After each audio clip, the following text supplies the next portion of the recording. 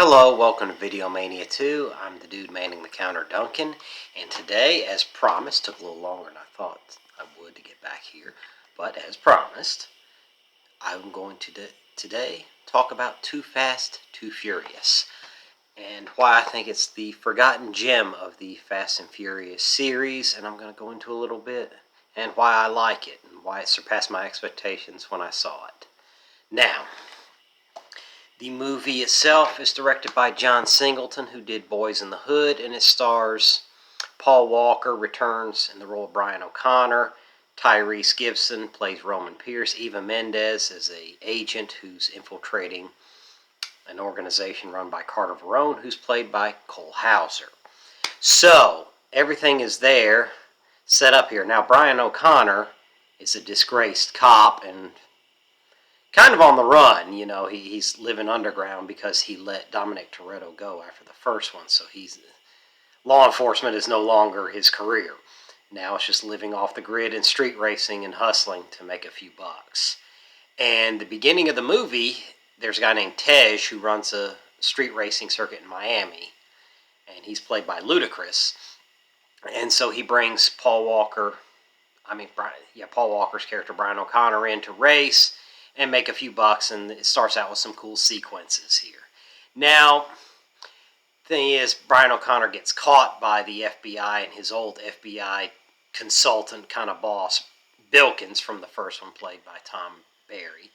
So he's back too, and so they're like, look, we'll make this record go away, and you may have a future again instead of living off the grid if you help take down Carter Verone, and he's looking for experienced drivers, you know, who can race on the street and in real conditions, which Brian O'Connor can do.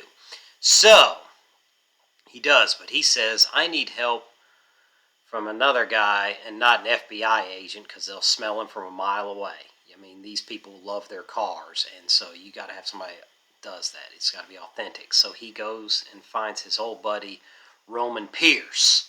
And Roman Pierce is played by Tyrese. And I remember when this movie was first getting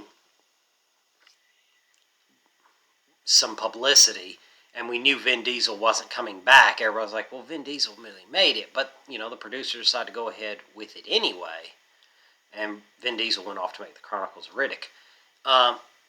Everybody's Tyrese, people liked him okay, but they didn't know how this would work. And Roman Pierce is such a well-written character that it really does work. Now, this story is a little different. He's a different presence than Vin Diesel, but he had such a good character, and Tyrese hits a home run with this character that it's a different dynamic, but it still works nonetheless. So people weren't happy. I remember when I talked to my friends, they're like, if they make another one, they bring Vin Diesel back. This was in 2003. If they make another one and bring him back, let's bring Tyrese back, too, because it was such a good character. And the chemistry Tyrese and Paul Walker have, they play off each other really well. So it works. And the movie's still successful.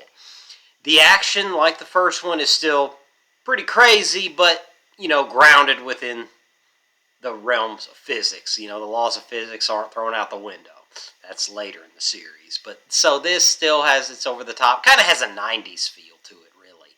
You know, over-the-top, a little unbelievable, but still tons of fun. And this movie kind of reminds me of that 90s feel. Anyway, the dynamic, too, is Brian O'Connor, you know, Eva Mendes, who looks very good here.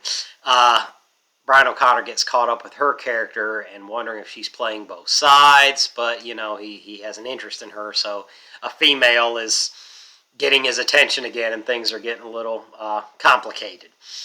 But, you know, they soldier through, and the story's laid out very well, and there's a scene with a rat that I won't give away if you haven't seen it, but you'll never forget it. It was quite innovative and really stands out.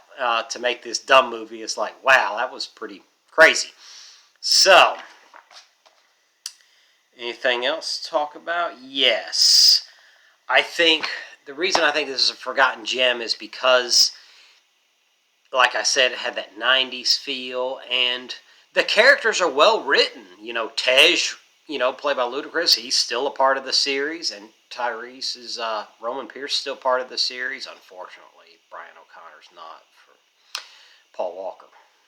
Obviously that's sad, but it's just it was a great movie and it's a ton of fun. And people kind of forget about it because they go straight to Fast Five, which took the Fast and Furious series into real mainstream.